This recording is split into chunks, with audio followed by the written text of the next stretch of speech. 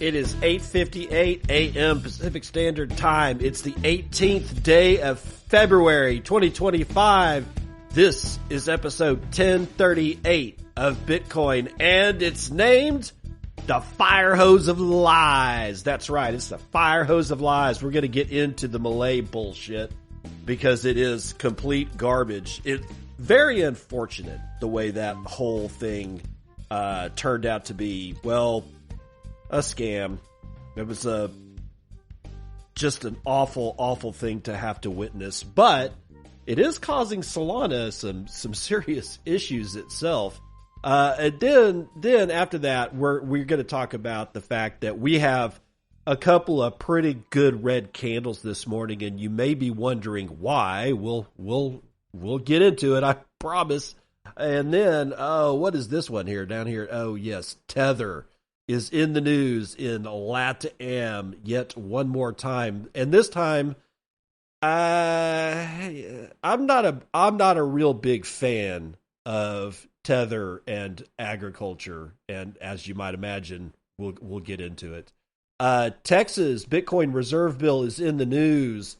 The co-founder of crypto firm behind Trump has resigned, and I'm talking about Trump coin, not the actual Trump guy.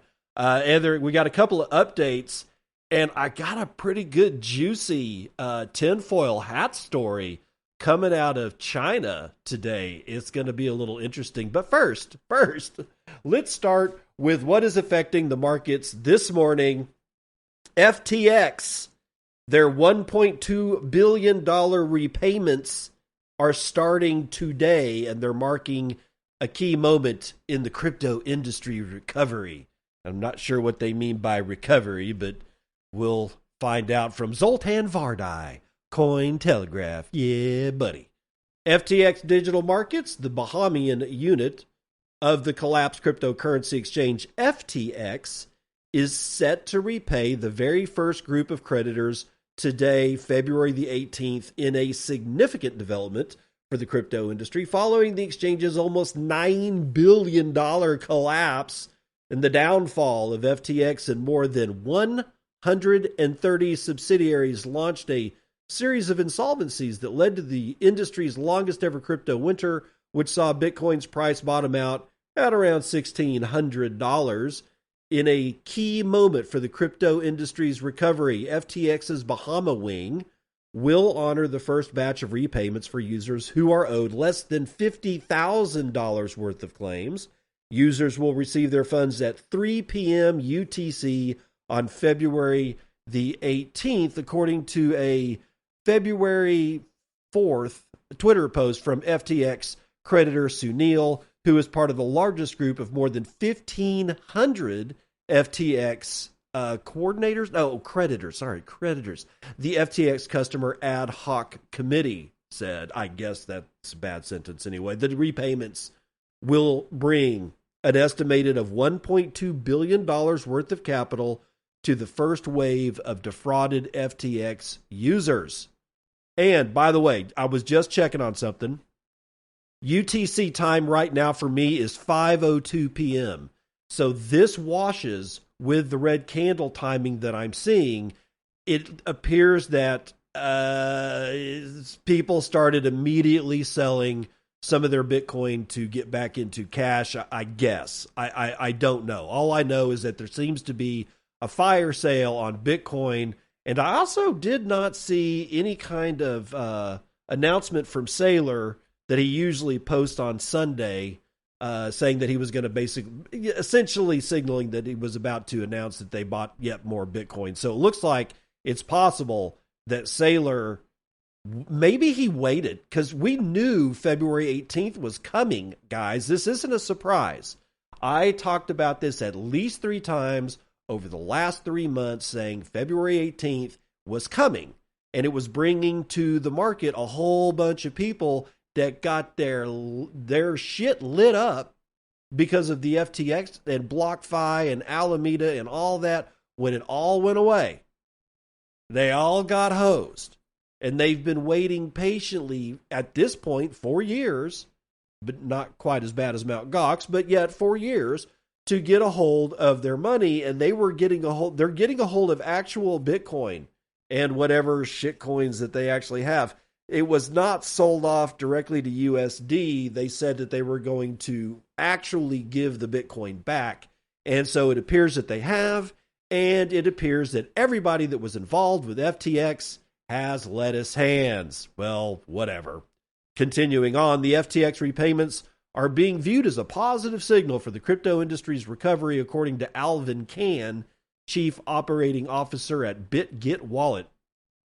The $1.2 billion repayments may see a significant portion reinvested into cryptocurrencies, potentially impacting market liquidity and prices, he told Cointelegraph. This event could boost investor sentiment by demonstrating market recovery from the FTX collapse, though the sentiment might be mixed due to the payout being based on lower 2022 valuations, Can said. Quote, the scale of this repayment marks a notable event in terms of both capital flow and the psychological impact on crypto investors, he added.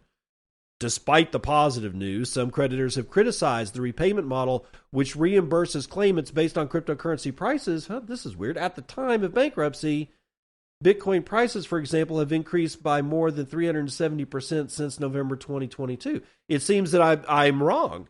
I was squarely under the impression that they were actually getting their Bitcoin back. So this would suggest that they've already sold all their Bitcoin and they're getting their cash back on shitty-ass prices, and yet we're still seeing a sell-off in the market. Something doesn't wash here, ladies and gentlemen. I'm not sure what's going on here, because I wholeheartedly and honestly believe that they were getting their Bitcoin back and not cash. So how the hell are we having a sell-off in the markets today? It's got to be a sell the news event.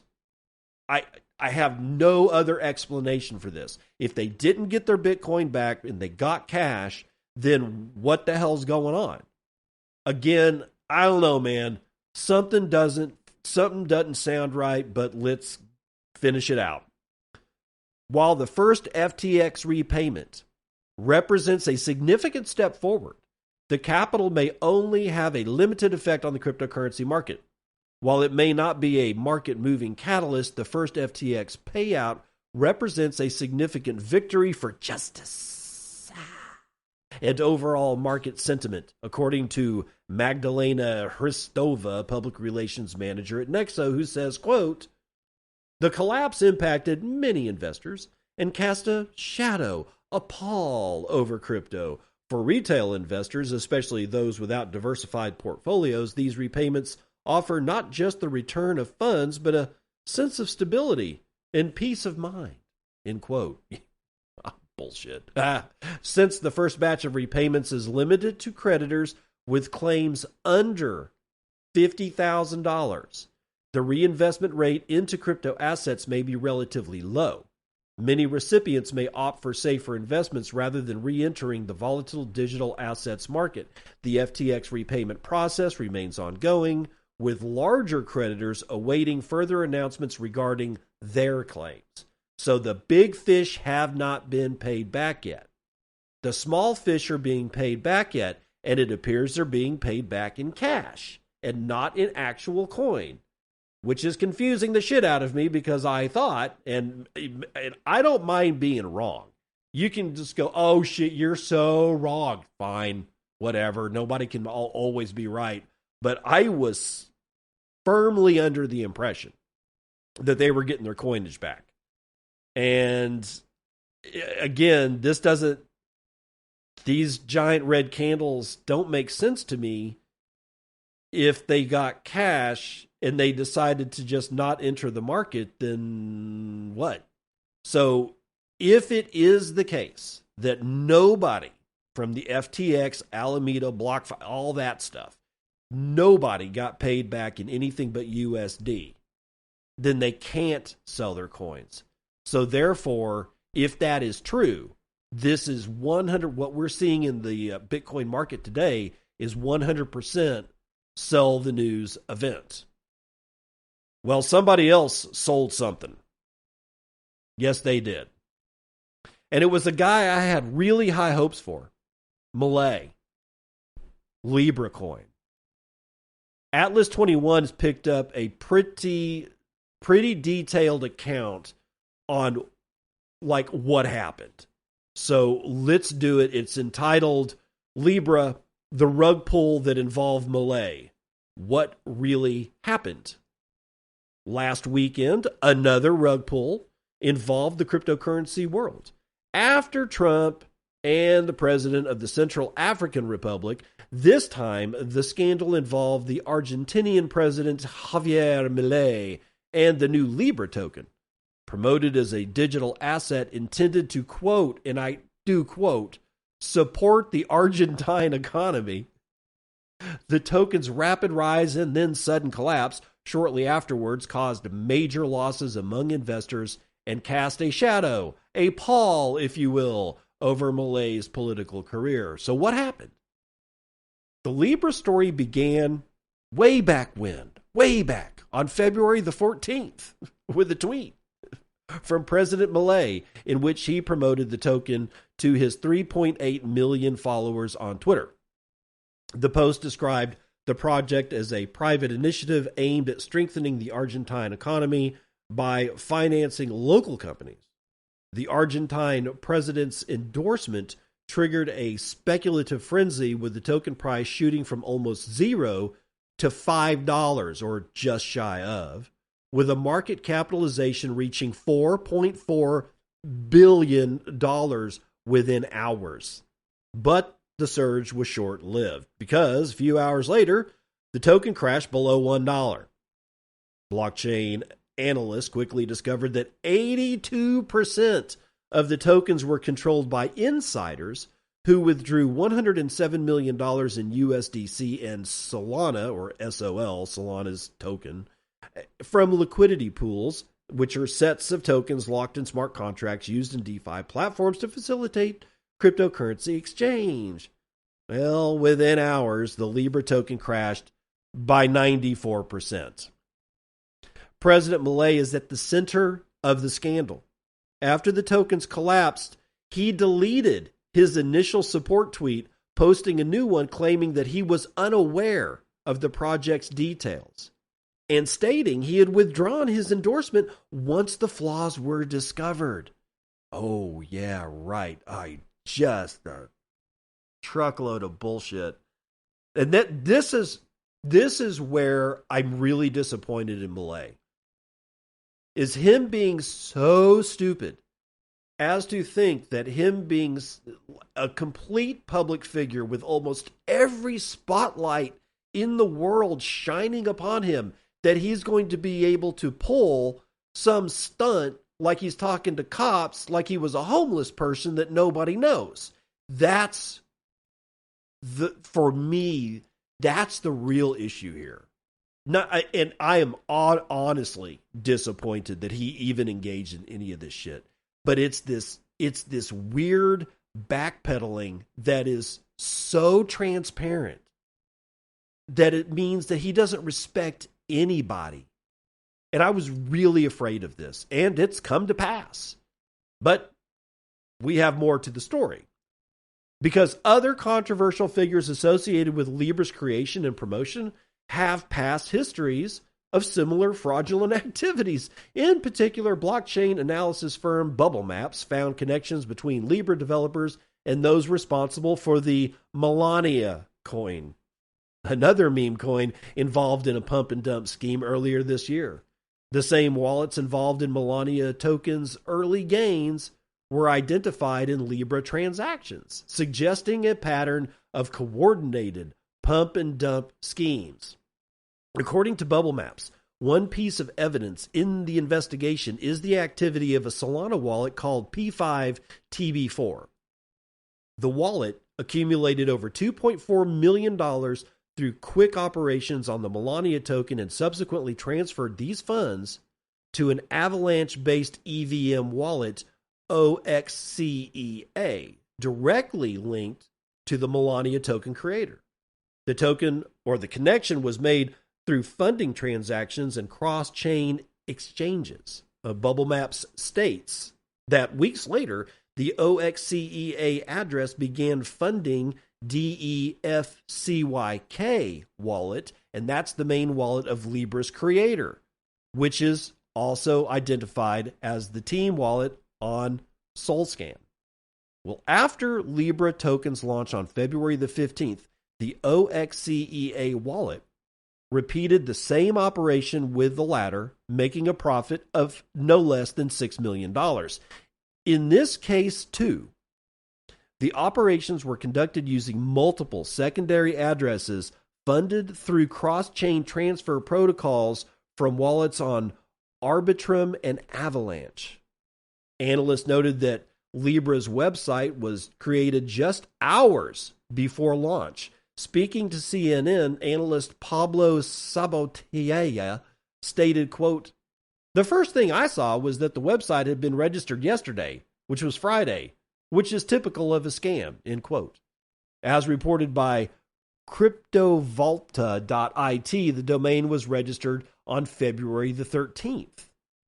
In an interview with YouTube channel creator or the YouTube channel Voidzilla, journalist CoffeeZilla's channel, Hayden Davis, CEO of Kelsier Ventures and key figure behind the Libra token launch, admitted to being part of the same group that launched the Melania token, and that the team adopted the same sniping strategy at that token's launch. The term sniping refers to the use of automated bots or smart contracts to execute program transactions that purchase a large amount of a newly launched token. This is done very quickly, often within milliseconds, with the aim of reselling the tokens at a higher price and making a profit. Davis emphasized that every launch is subject to these dynamics that disadvantage retail investors unaware of privileged information. He then compared the cryptocurrency landscape to a casino, where the odds are always against the average investor. You think? Whatever. Opposition parliamentarians have called for Milei's impeachment, accusing him of abusing his political influence to promote a speculative and deceptive financial asset. Legal experts argue that Milei could face fraud charges under Article 265 of the Argentine Penal Code, which covers market manipulation and financial crimes. Several lawsuits have already been filed against Milei, arguing that his endorsement misled investors. Milei has tasked the Anti-Corruption Office with investigating his own actions? Weird. Investigating whether other government officials committed illegal conduct regarding Libra's launch, and has announced the creation of a commission to investigate the creators for alleged fraud.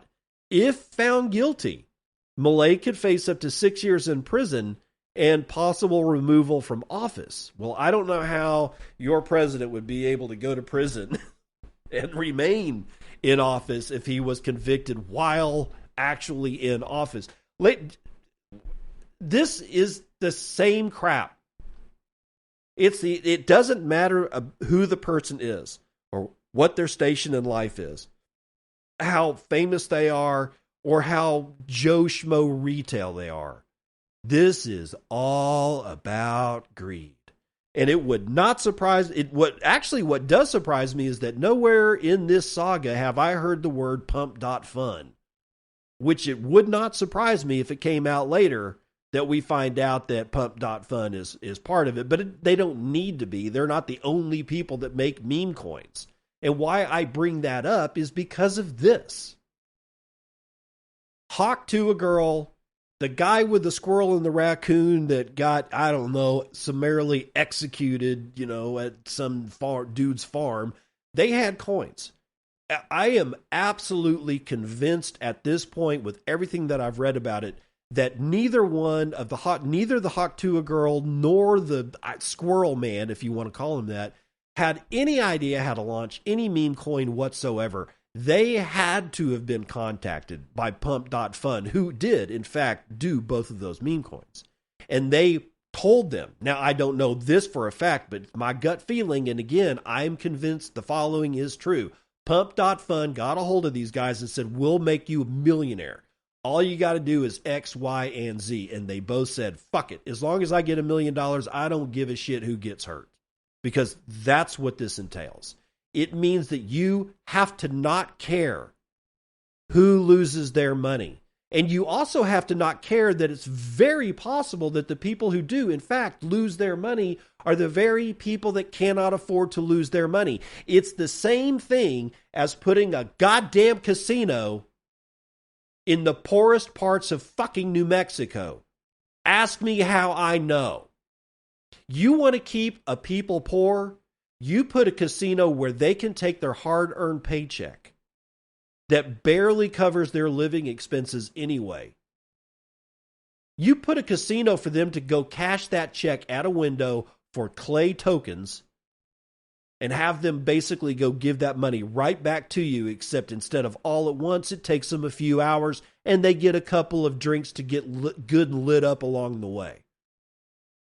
But if you go and you drive from Santa Fe, New Mexico, this is one example of where this shit occurs. From Santa Fe, New Mexico to north to Espanola, New Mexico, you will see abject poverty, except for the casinos themselves. They look great. They look fine. They look awesome. But if you look around the fields, you see either broken down or flat ass burned out bullshit trailers, hovels that people are living in, because all they're doing is they're getting paid for whatever shit work they can pick up over there and take it right over there to the Camel Toe Casino or whatever they call that thing. Camel Rock. Yeah, there's Camel Rock casinos out there if it's still open. A new one just got built a couple of years ago, and then there's a third one out there. And that's all you need to make sure that you keep everybody in that valley poor as shit. Except they don't have the advantage of being able to do online gambling, do they? No. These people in New Mexico, they have to actually look at the people who they're robbing in the face. They have to see them at the grocery store. They have to get, pump gas next to them. They got to go buy clothes with them. They got to see them walking down the street. They see the people they rob. At least they have that going for them. This motherfucker, Javier Milei, doesn't give a shit. And now he's trying to back out of the whole deal like, oh, he didn't know anything. Oh, bullshit. And that's reprehensible. I hope he goes to jail.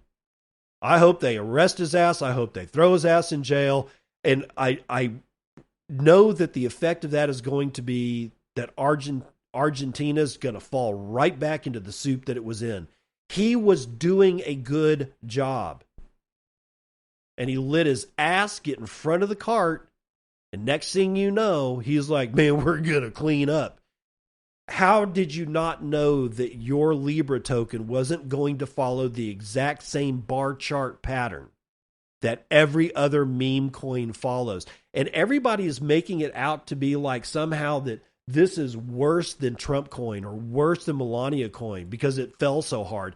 Bullshit. It followed the same pattern. The only reason that it's worse this time, I guess, is that it's the president of Argentina, because our own president did the exact same shit. Like what on inauguration weekend, the exact same thing. I don't know, man. This whole thing is bad. I hope Milei goes to prison.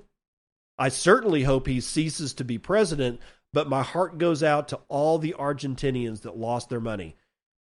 Sure, he's saying that a bunch of it was mostly Americans and Chinese people. How would you know? If you didn't know how the mechanics of this coin worked, because that's what you're claiming right now, then how do you know it was mostly Americans and Chinese people that lost their money? You don't, because you're a scum-sucking liar. Now, Standard Chartered. We're getting into something else, so break away from the thought pattern before. Standard Chartered sees more sovereign wealth funds buying Bitcoin. This is from Yogita Khatri out of The Block. After Abu Dhabi's recent investment in BlackRock's Bitcoin ETF, Standard Chartered's global head of digital assets research, Jeffrey Kendrick, expects more sovereign wealth funds to enter the market. We're talking about sovereign wealth funds, not companies, countries. When you hear the word sovereign wealth fund, that's not a wealth fund that's like Wells Fargo. No, that's like Saudi Arabia, the United States, Canada, or in the case of Alaska, which is a state, they sort of have their own kind of sovereign wealth fund, but it's a state sovereign wealth fund. But these are not companies, these are not institutions, these are entire governments that we're talking about. Quote, the 13F filings for the fourth quarter show that process is now underway, Kendrick said in an email to the block on Tuesday. Quote, it is happening. Form 13F is a quarterly report filed with the U.S. Securities and Exchange Commission by institutional investment managers overseeing at least $100 million worth of assets. Kendrick analyzed Q4 data from 13F filings and said in a new report published on Tuesday that the data is very encouraging for his recent forecast that Bitcoin could reach $500,000 by 2028. While hedge funds once again dominated the buying in Q4, bank buying, which started in Q3, was also very strong. Kendrick said in the report, quote, even more importantly, Abu Dhabi's sovereign wealth fund reported a 4.7 thousand BTC equivalent position in BlackRock's IBIT ETF. While this is small for now, we would expect the size to increase over time and indeed for other sovereigns to start buying. As the Bitcoin market matures, Kendrick expects it to attract a wider range of buyers.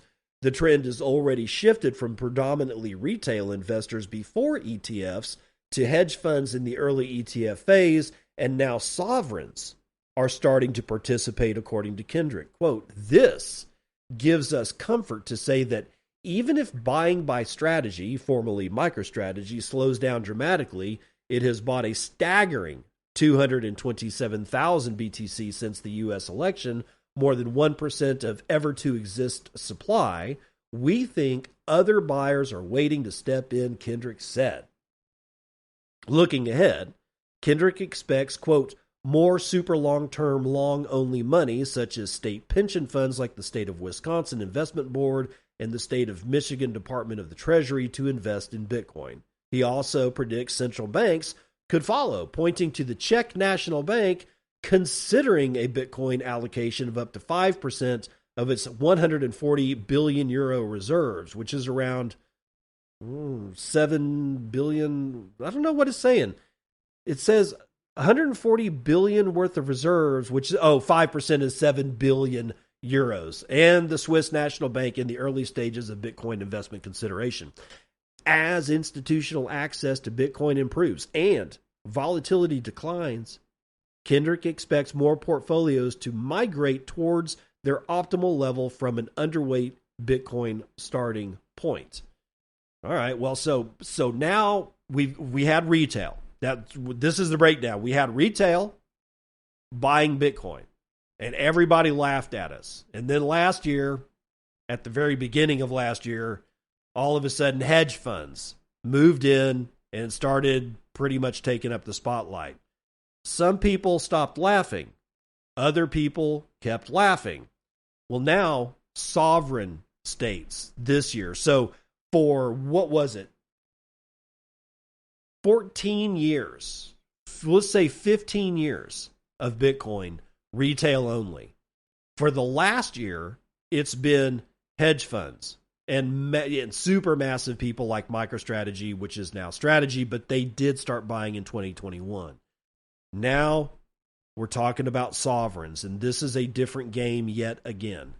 It's like step functions. Retail is the first step. Hedge funds was the first step function up. Sovereigns, completely new ball game. And it happened in just a year.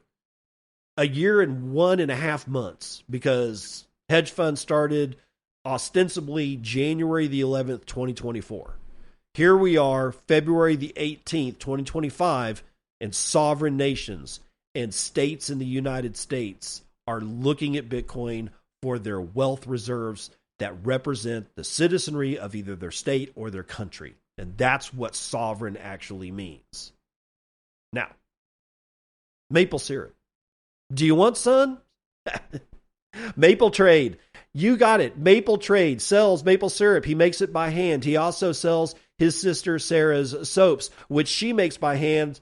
Both of these products are phenomenal. I've tried them both myself.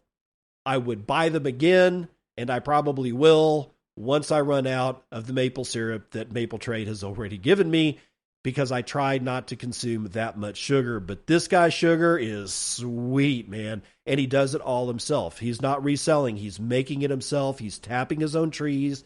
He's boiling it down himself. He's packaging it himself. And he's selling it to you through the Circle P, where I bring plebs just like you to plebs with goods and services that are also just like you.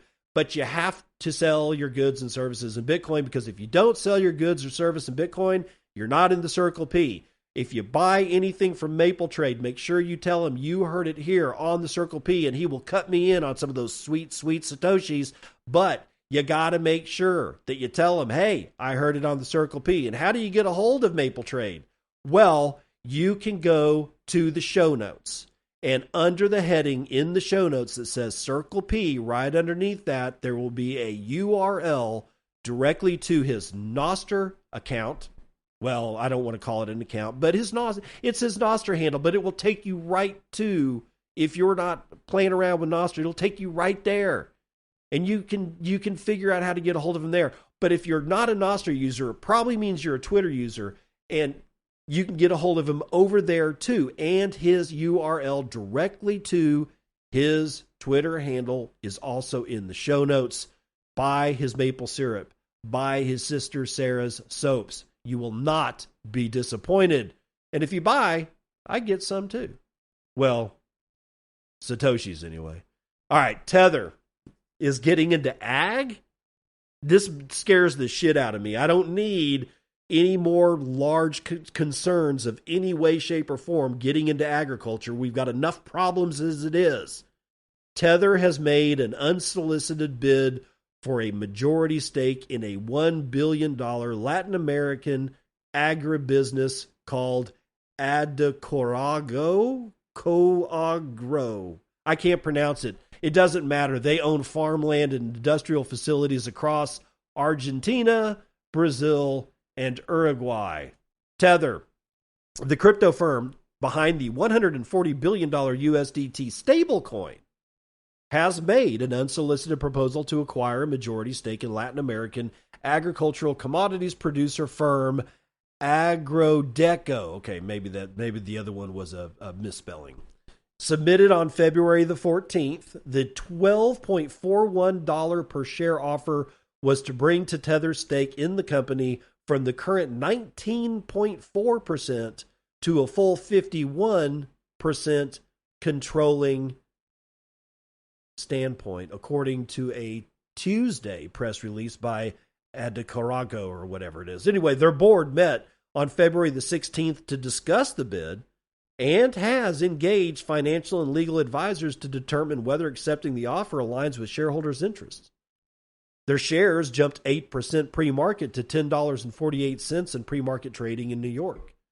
They are a major player in South America's agribusiness sector, focusing on sugar, ethanol, dairy, and crop production, as well as operating across Argentina, Brazil, and Uruguay.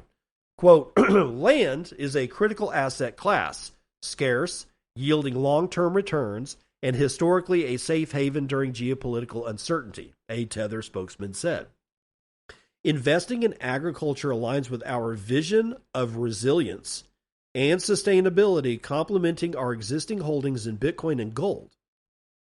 Agrodeco or whatever, with its focus on essential agricultural production, represents an opportunity to support an industries that are fundamental to humanity's future. End quote.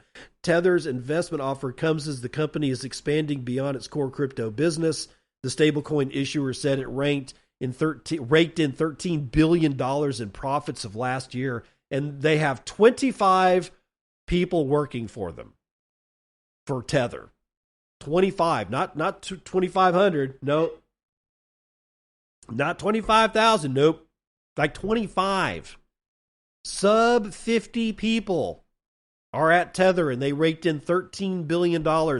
This does not end well. I mean, it ends well for them because they're all rich. At this point, they don't need to do anything.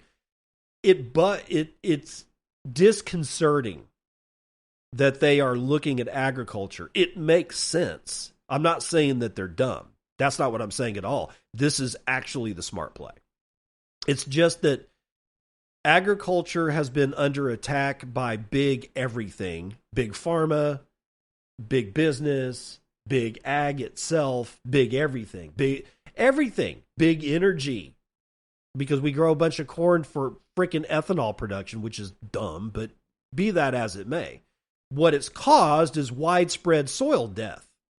And that just gets worse and worse and worse over time. If Tether is going to get into some kind of regenerative agriculture thing and take Aduraco or however the hell you pronounce it along that route, then good for him. But I don't expect to see that. But we will have to see. Still, though, everything about that is disconcerting. Let's run the numbers.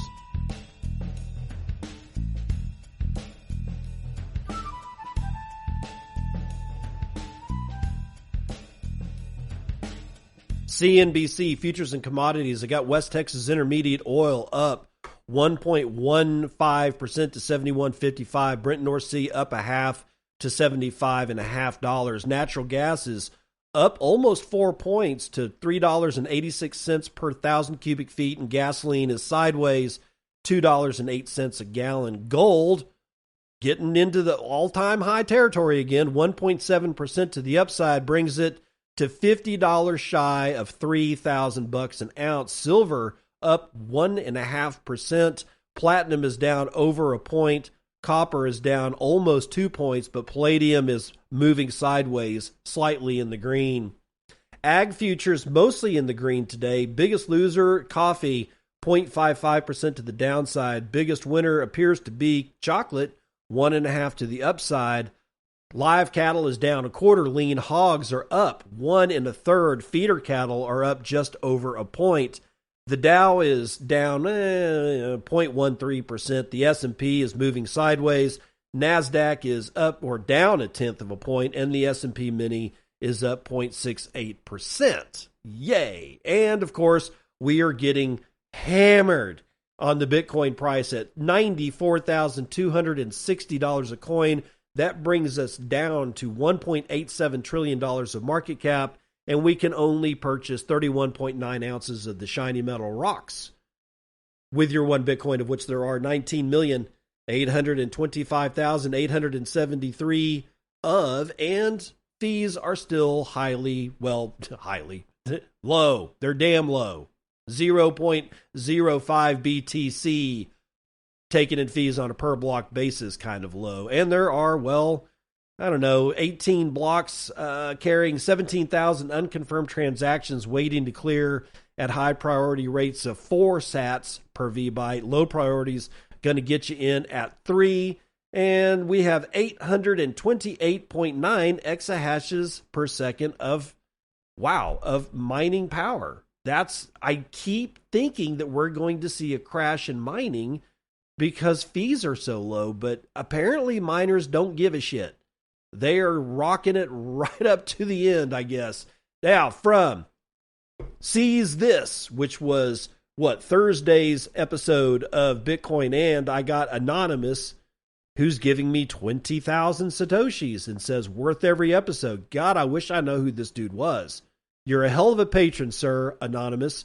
Paul Sir9 with 500 says, thanks for yet another insightful and entertaining episode. I'd love to hear more about Obsidian and how you think its many features could be leveraged to maximize utility. Have a great weekend and keep up the good work. You're welcome, my good sir. 420 sats comes from somebody whose handle does not appear in Fountain and says, would love to see an Obsidian Zap stream. Okay. All right. Thank you for letting me know. God's Death with 237. Thank you, sir. No, thank you.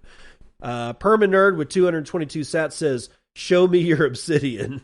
Yodel with 200 says, would be interested in a Zap stream about Obsidian. Okay, so that's like 3 or 4 people that say, Anonymous with 108 says, LFG Obsidian.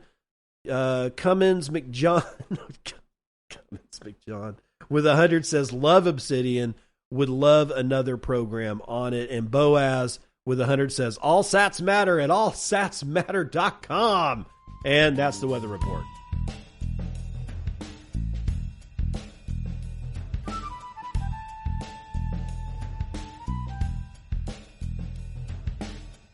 Welcome to part 2 of the news that you can use. I got a post here from Bitcoin Laws on Twitter. It says that the Texas Bitcoin Reserve Bill, SB 21, will be heard by the Business and Commerce Committee this morning, according to Senator Charles Schwartner. And Charles Schwartner's got this this tweet that says, this morning the Business and Commerce Committee will hear my bill, SB 21, which, if passed and signed into law, would make Texas the first state to establish a strategic Bitcoin reserve. I look forward to discussing what this means for Texas's future and economic growth. So SB 21 in Texas is actually going to have its first hearing in the Business and Commerce Committee this morning. So it's moving ahead. It's happening. It's happening. It's happening. And here from decrypt.co, written by Vismaya V, we've got co-founder of crypto firm behind the Trump and Melania tokens resigns amid insider trading allegations. So we're continuing on. I'm sure that they're going to connect it with the LIBRA and Argentinian President Javier Milei at one point or another. Let's find out. Ben Chow. His name is Ben Chow, and he's the co-founder of Mitoria or whatever, the Solana-based platform behind the controversial Trump and Melania token launches, has resigned following insider trading allegations that have surfaced after the collapse of Libra token, a crypto initially backed by Argentine President Javier Milei, whose value plummeted over 90% within hours after its launch. Meow, the pseudonymous co-founder of both Meteora and Jupiter Exchange, confirmed in a tweet on Monday that Ben's resignation came following his lack of judgment as a product lead in the past few months. Neither Chow nor Meow have responded to requests for comments. The Libra token's collapse has cranked up insider trading accusations, with on-chain analysts pointing to suspicious wallet activity and the possible involvement of insiders dumping tokens at the asset's peak price. I am shocked that there's gambling going on in here. Gambling! Who would have freaking thunk it? Amid the allegations, platforms such as Mitoria or whatever, which provided technical support for the token launch, got caught in the crossfire. With the firm now seeking new leadership, Chow's exit has raised questions about the ethics surrounding high-profile token launches and their far-reaching impact on crypto. Went a bridge too far, did we? In the wake of the allegations, Meow clarified his company's stance, noting that neither Jupiter nor Mitoria were involved in insider trading or financial misconduct. Jupiter has previously acknowledged, while the launch of an Argentina coin has been an open secret within meme coin circles, no one at Jupiter knew the specifics in advance. Meteora,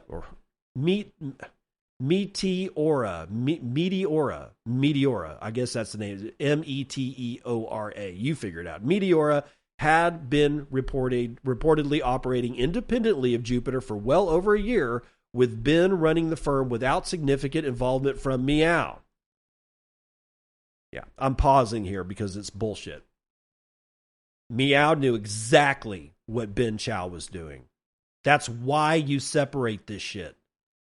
So that you have only one clear communications line between the two people, one from each platform or one from each company or whatever you want to call it.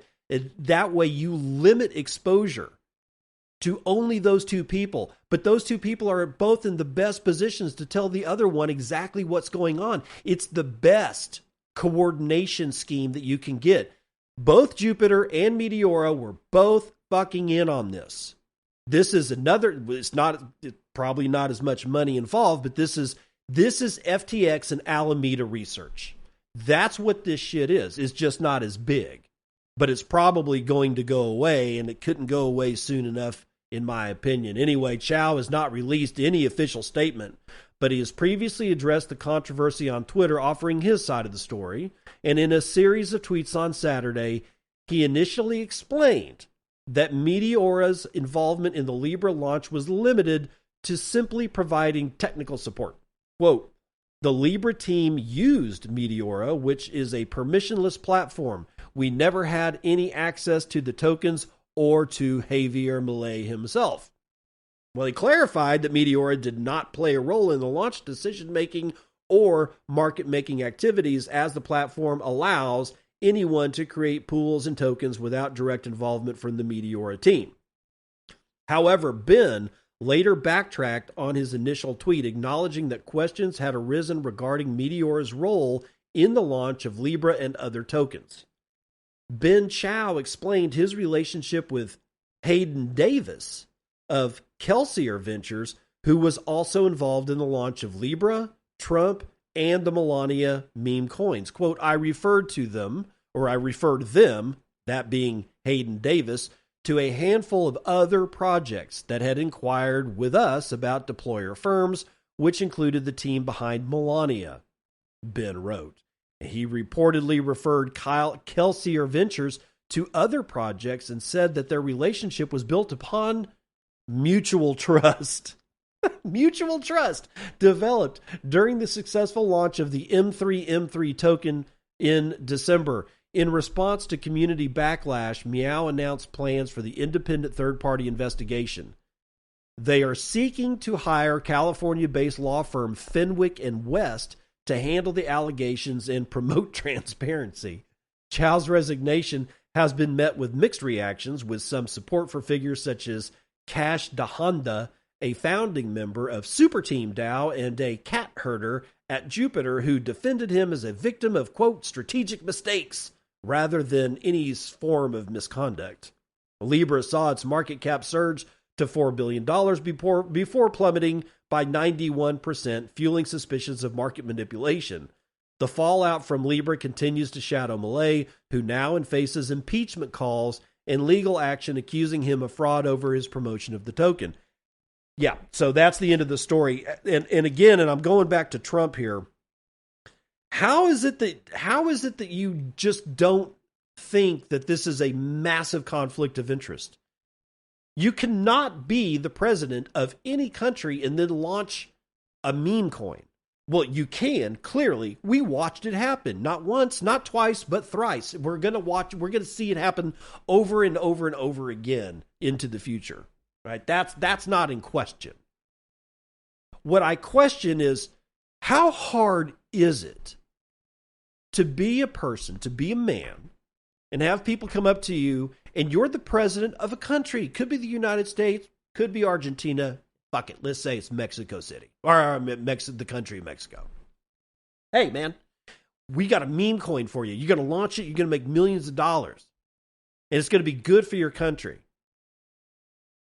My initial reaction is, and this initial reaction would assume that I know, being the president of Mexico, what I actually know, what I've experienced watching this shit happen. I would say, go screw. You have no intention of doing me any good. You have no intention of doing the country of Mexico any good. You certainly don't have any intention other than theft of the money of my citizenry. So get out of my palace before I have you arrested and thrown in a fucking dungeon. Now, how hard is that? Okay, let's assume that I don't know anything. That I'm just a complete, when it comes to cryptocurrency, I am a moron. I've only heard of Bitcoin and I don't even know how it works. Let's make that assumption. A guy comes to me and says, hey, President of Mexico, I got a meme coin for you, and you're going to make a lot of money, and it's going to do great for your country. My reaction is, I have literally no idea what you're talking about. It sounds like a giant scam to me. And unless you do something for my country that is, I don't know, substantial, I won't even look into it. And if you continue to waste my time, I will have you thrown out of my palace. How hard is that? How hard? Is it that difficult to just look at something and go, I don't know, man, this doesn't sound good. This sounds like people could get hurt. Does that make me weak because I believe that? Does that make me some kind of effeminate man because I actually give shit one about other people and the possibility that they may, I don't know, starve because I took all their money or allowed somebody else to take all their money and even I don't get any of it? Is it that difficult to be moral? Is it that difficult to have some manner of ethic? And I'm rapidly approaching the answer that apparently it is. And it's sad to watch this happen. But here's my prediction. We're going to have another string of complete failures in the altcoin, meme coin, shit coin, whatever it is that's not Bitcoin market. And it's going to scare people. It's already scaring people. We're down to $94,153 a coin. I got 4 red bars in a row on the hour chart. Because Milei couldn't keep his dick in his pants. Trump couldn't keep his dick in his pants. His wife, who doesn't have a dick, if she did have a dick, wouldn't be able to keep her dick in her pants. And I don't understand it.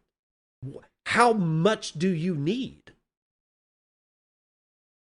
And the people behind Haktua, the people behind Squirrel Coin or Beaver Coin or what,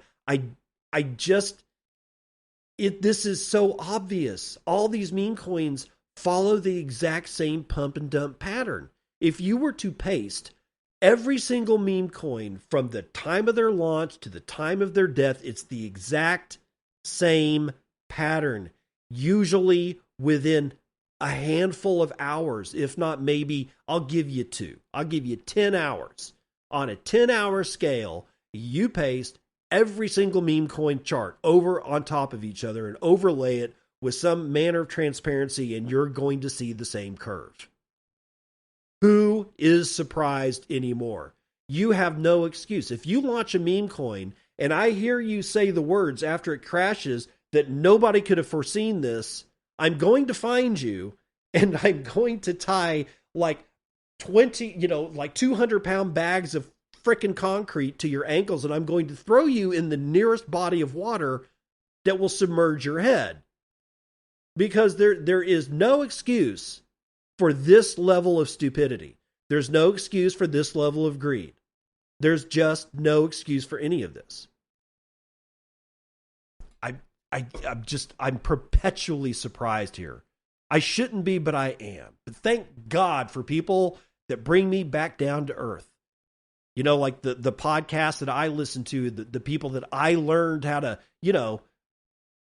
determine whether something was a scam or not, which is, it didn't take long. It took me about 6 months of listening to a bunch of Bitcoin and Ethereum and other shitcoin podcasts to be able to figure out, oh, it's just Bitcoin. And most of that has been brought to you by Fountain app. Yes, it's a podcasting 2.0 enabled app. It's one of the very first ones.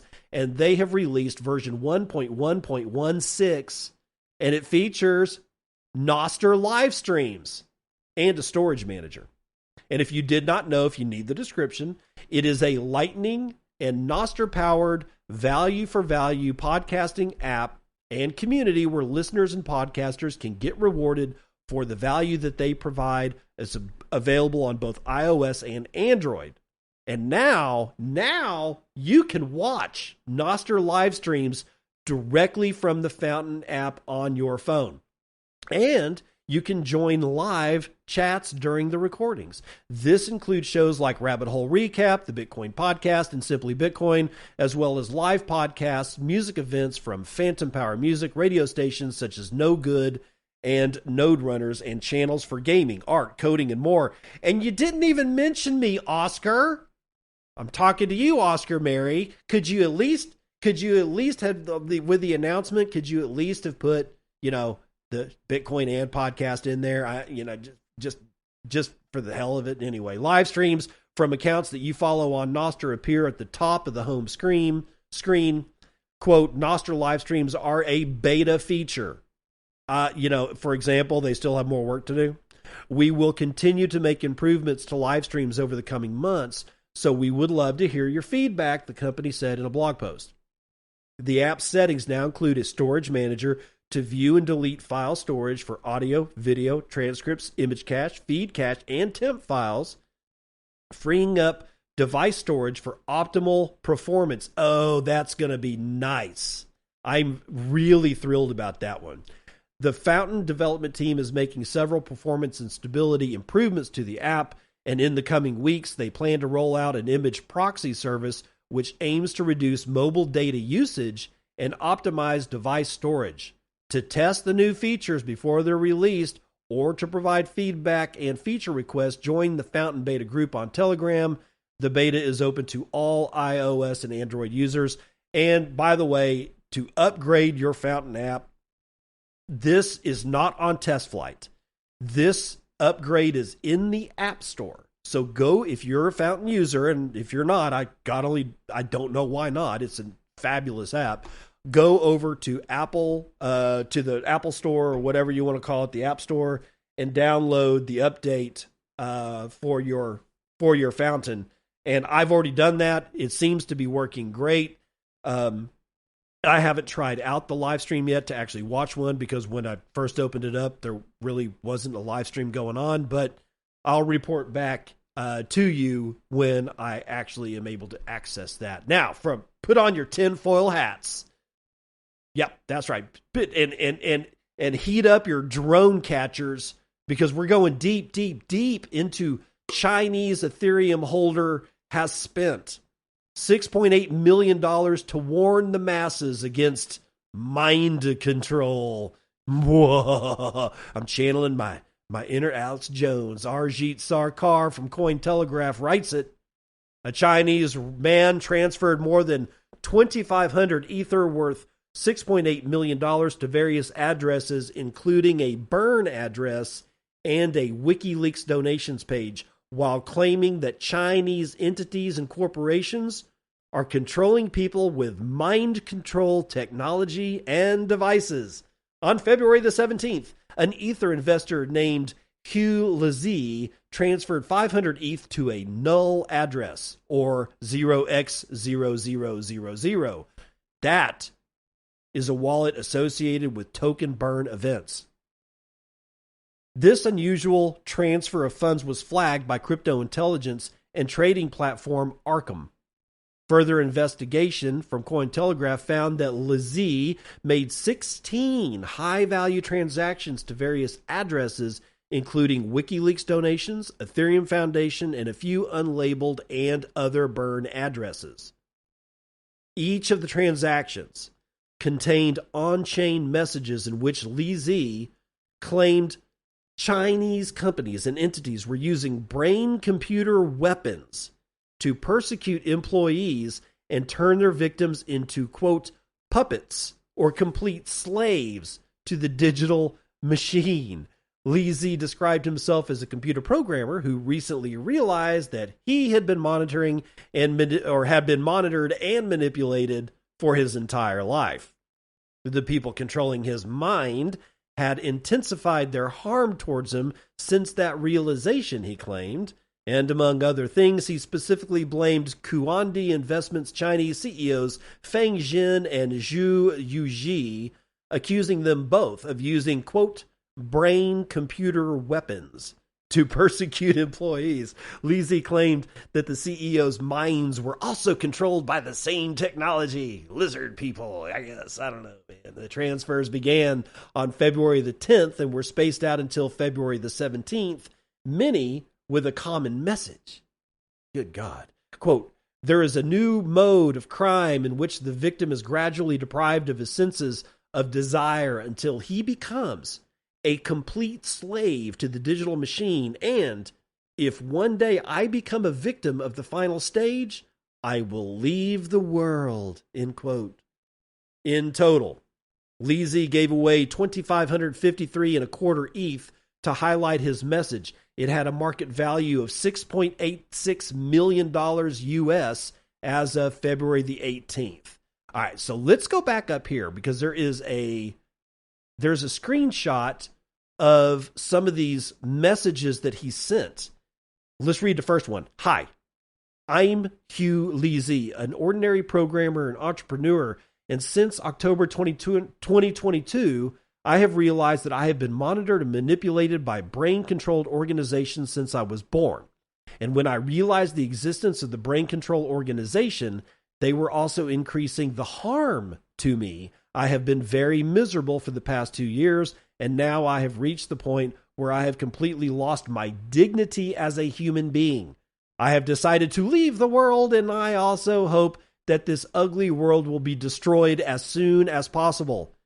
Here's another one, a shorter one. Brain-computer chips have been deployed on a large scale, and all military powers are using base stations, radios, and nano-brain computer chips to control all citizens. Here's the third one.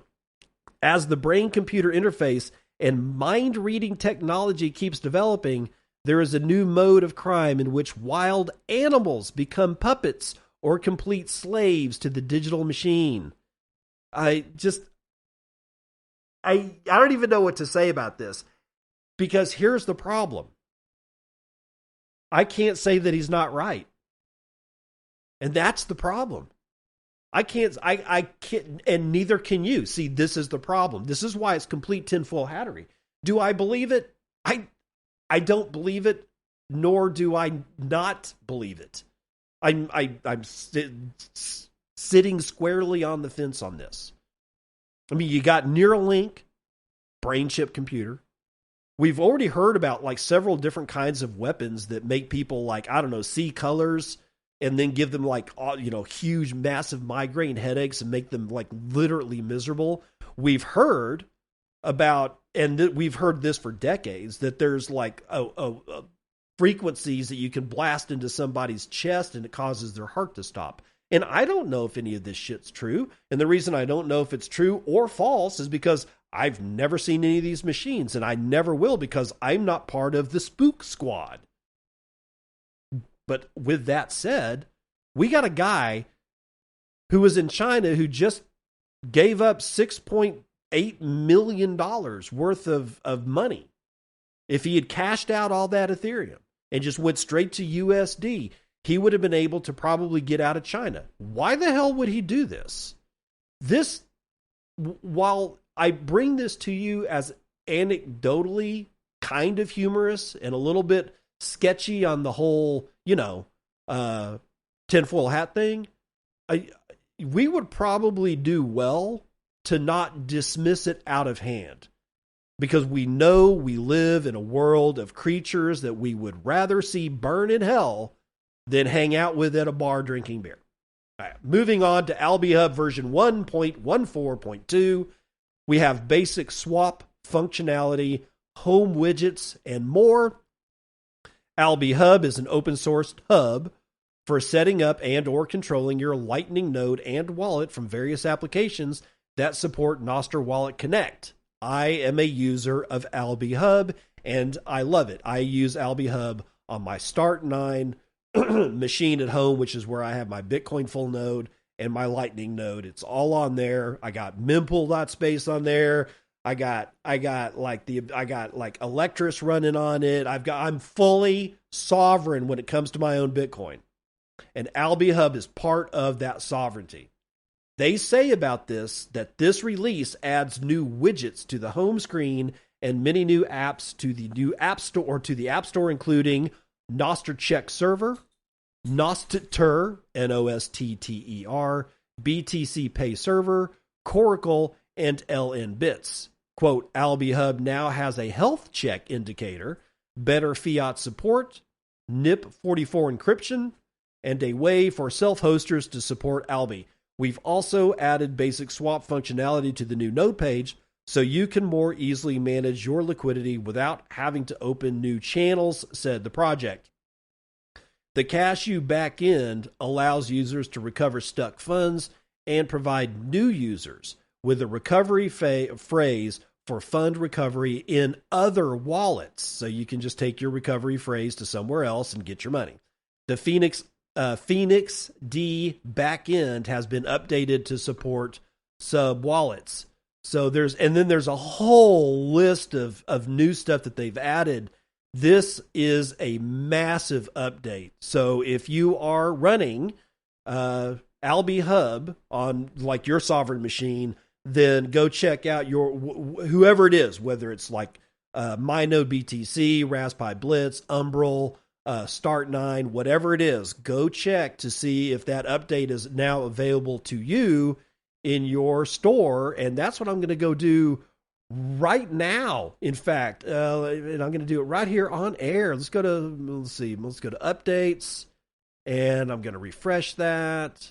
And I have, like I said, nope. The only update I see available is updating LND from 0.18.4 to 0.18.5. So there is a sub point update going on for Lightning Network Daemon. So I do not have the ability. Well, wait a minute. Hold on now. Nope. Not even in the community registry. All right. So as far as my Start9 is concerned, I do not have this Alby Hub update. Let me actually go see what Alby Hub says about it itself, because I'm actually starting up my Alby Hub, which I am running version 1.13.0, and there are no notifications as to anything. So I guess I don't get it yet. So keep your eye out for that, though. And, that's it, man. That's it for the show. My apologies for not coming to you on Friday and Monday. Kids were out of school. They had a day off on Friday, and clearly because, Mattress Day, President's Day, was yesterday. They had a 4-day weekend. I decided to kick back and just sort of hang out here. And consequently, my numbers fell through the floor on downloads and whatnot like that. So if you do me a favor, help a brother out, spread the show. 5-star reviews on Apple Podcasts always does me good. But you guys, if you guys can go out there and pretend to be my marketing team for 15 minutes and just give down, URLs to show episodes or to the whole show, it doesn't matter what podcast app you do. I'm not, I want you to use Podcasting 2.0. I want you to spread that word too, but getting more numbers for the show is sort of tantamount for me right now. If you would do, help a brother out, I would appreciate it.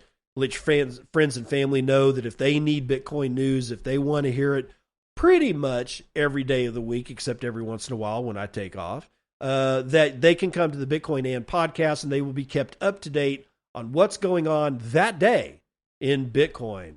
And I will see you on the other side. This has been Bitcoin and I'm your host, David Bennett. I hope you enjoyed today's episode and hope to see you again real soon. Have a great day.